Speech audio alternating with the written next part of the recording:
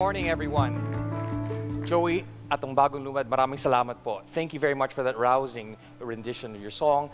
Something I learned to listen to and absorb a few years back, and it's grown with me ever since. One of the things that resonates with Joey's song is about how ordinary people can make a difference.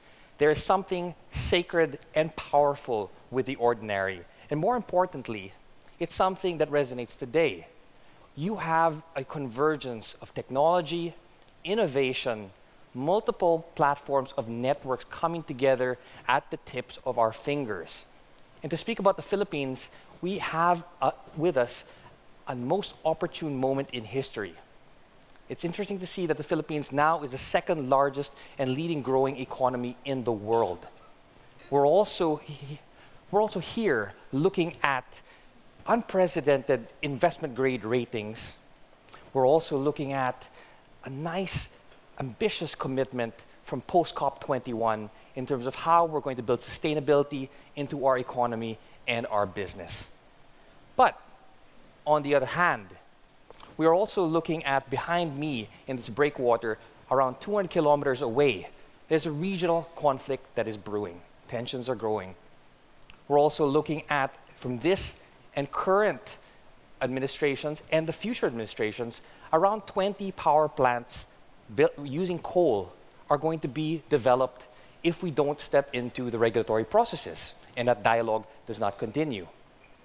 Around us, closer to home, we also have a city that's growing to 20 million and counting, denser by the day. And finally, in around 2 months, we are going to be selecting future leaders that are going to build on or undo the gains of the last 6 years. So like a Chinese curse and motto says, like it or not, we live in interesting times. And to quote another poet, this is the generation that can make a difference, or otherwise, it may be the last. We started off with a folk song, a beautiful folk song by Joy Ayala. I'm quoting poets and philosophers. You might be asking yourself, what does art, philosophy, poetry have to do with a global conference organized by an energy giant? In the same vein, you might also want to ask yourself, what does a Jesuit scientist, a yogi engineer, a Dutch architect and artist working in China, and a soft-spoken mayor east of here have in common? Well, just a few things actually, but one thing I want to point out to you, which is that they are transforming spaces within their reach. And as Robert Kennedy said, that is rippling outwards, crossing 1 million different centers of energy and daring to tear down the mightiest walls of oppression and resistance. That is what is happening today with this convergence of technology, network, and ideas. And that is what I am proud to be curating for you today. The nice thing about it also is that we have an audience just as diverse as our panelists and our speakers. You have here the leaders from the public, private, and the civic sectors. It's the kind of diversity that if Chris Rock were here today, he would stop complaining about diversity issues also. It's this menagerie of talent, resource, capabilities, and insights that we really need to make a difference and converge ideas to make impactful, sustainable change. That by way of saying, welcome to the third and final shell powering progress together in Manila. This is the third and final one, and dare I say, this will be the best. Notwithstanding your host, but because of the content and the network we've brought together today. What we're looking at is a convergence of ideas.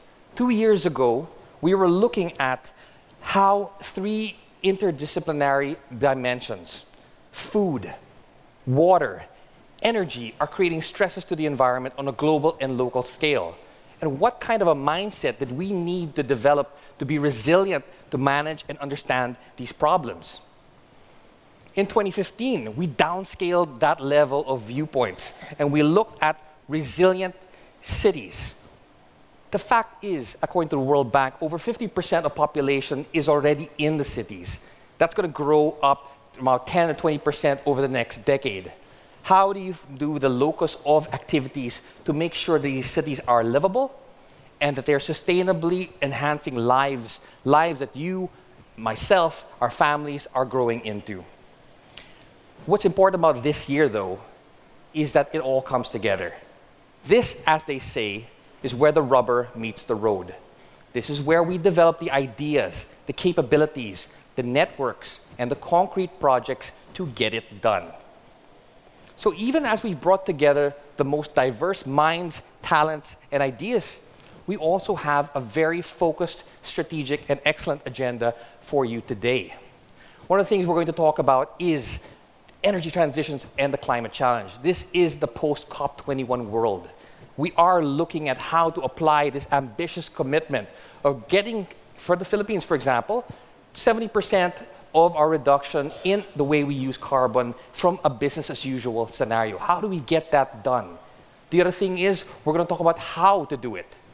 We've got tools, low-carbon technologies, and we've got the best speakers here from both transport, energy, water, and other technologies to help get this done.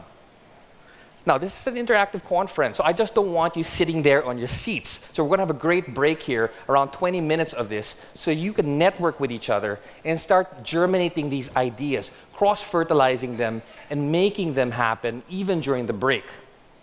And then lastly, I also want to say that we are going to go into case studies and actual experiences. We've got the mayor of Marikina here to talk about how he's built on sustainability within his city in light of its risks, its growing population, and its brilliant people. We're also going to talk about transport solutions here. Henry Abreu is here, who's going to talk about how e-vehicles can transform the landscape, especially when it comes to fleet changes and making immediate impacts to carbon.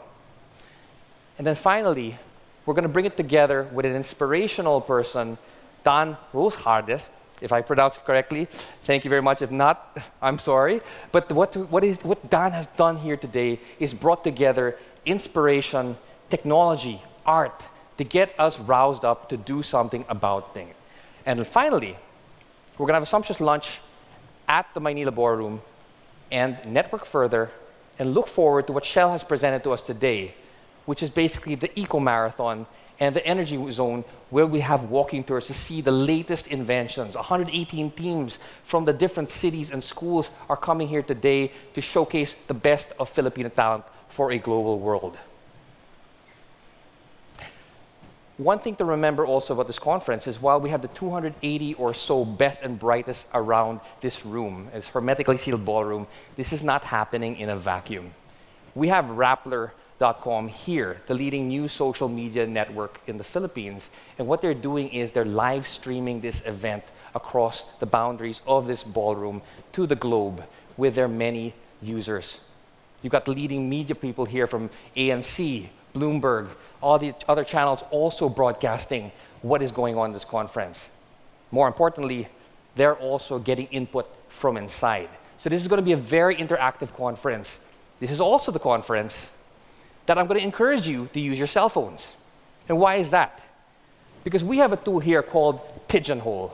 And Pigeonhole basically does what a pigeonhole does. It curates your content, it curates your inputs, and it allows your voices to be heard in a very strategic way. So I'm encouraging you, first of all, please put your phones on silent, and then we can use them. Go to the network called PPT 2016. PPT Manila is the password. And let's use this tool together. What it is really is a tool to get your questions in there. We have the best and brightest minds here, and we'd like to tease out the best information here with them. You can do that via SMS also with the number indicated below, 0915-424-0838. So that is going to be a good way to get things together. Rappler also, if you're subscribed to them, you can send the questions to them as well.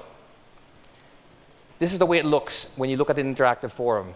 You're going to get your question here, and the magic of Pigeonhole is that you're going to get these questions up there, and you can even vote on these questions. If, for example, somebody comes up and says, I want to understand how the Philippines can make this goal happen, you can put that question in, and somebody in the room will have the same question.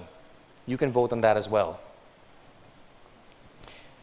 Rappler is streaming this thing together, and you're going to have everything from mood meters to live tweets. So you're going to see this, and many of you who have friends outside are going to be having to see this as well.